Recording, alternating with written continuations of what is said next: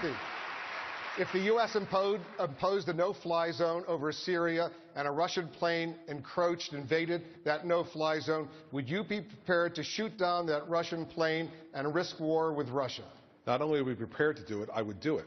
A no-fly zone means a no-fly zone.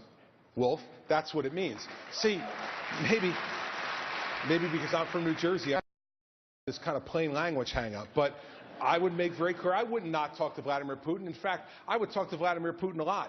And I would say to him, listen, Mr. President, there's a no-fly zone in Syria. You fly in, it applies to you. And yes, we would shoot down the planes of Russian pilots if, in fact, they were stupid enough to think that this president was the same feckless weakling that the president we have in the Oval Office is right now. Senator Paul. Senator Paul, I want you to respond to what we just heard from Governor Christie. If there was a no-fly zone, you say that potentially could lead to World War III. Why? Well, I think if you're in favor of World War III, you have your candidate. You know, here's the thing.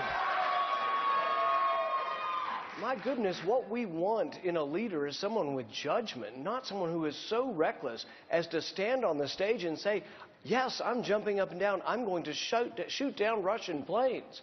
Russia already flies in that airspace. It may not be something we're in love with the fact that they're there, but they were invited by Iraq and by Syria to fly in that airspace.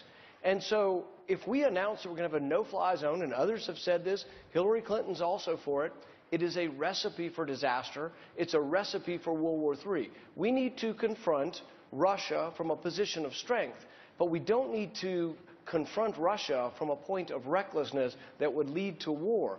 This is something, this type of judgment, you know, it's having that kind of judgment, who you would appoint and how you're going to conduct affairs, that is incredibly important.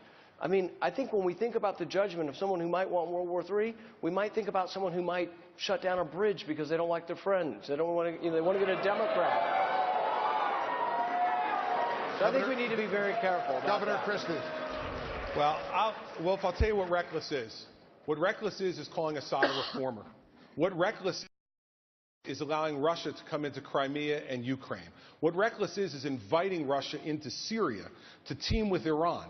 That is reckless. And the reckless people are the folks in the White House right now. Barack Obama and Hillary Clinton are the reckless people. And if you think that a no-fly zone is a reckless policy, you're welcome to your opinion. But how's it working so far?